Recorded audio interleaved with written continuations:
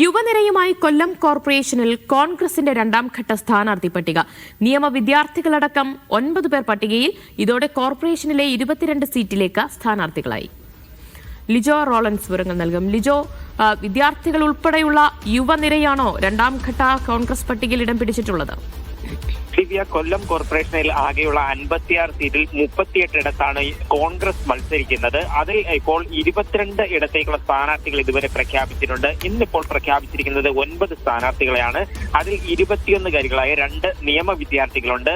Archa KS Kumari ജയലക്ഷ്മിയുമാണുള്ളത്. Archa Kottiyam law കോളേജിലെ KS unit ഭാരവാഹിയും Jayalakshmi കൊല്ലം SN law കോളേജിലെ unit general സെക്രട്ടറിയുമാണ്. അതായത് KSU നേരത്തെ തന്നെ KSU ജില്ലാ അധ്യക്ഷൻ തന്നെ കത്ത് നൽകുകയും ചെയ്തിട്ടുണ്ടായിരുന്നു. KSUവിന് അർഹമായ പ്രാതിനിധ്യം വേണമെന്ന് ആവശ്യപ്പെട്ടവർ നൽകിയ 2 പേരുകൾ ഇപ്പോൾ അംഗീകരിച്ചിരിക്കുകയാണ്. എന്തായാലും ആർച്ച വള്ളിക്കീഴിലും ജയലക്ഷ്മി ഉണ്ടക്കലിലുമാണ് മത്സരിക്കുന്നത്. മറ്റ് അതായത് DCC ജനറൽ സെക്രട്ടറി ഉൾപ്പെടെയുള്ളവരെ ഉൾപ്പെടുത്തിക്കൊണ്ടാണ് ഇപ്പോൾ സ്ഥാനാർത്ഥി പട്ടിക വന്നിരിക്കുന്നത്. RSP നേരത്തെ തന്നെ 10 സ്ഥാനാർത്ഥികളെ പ്രഖ്യാപിച്ചിട്ടുണ്ട്.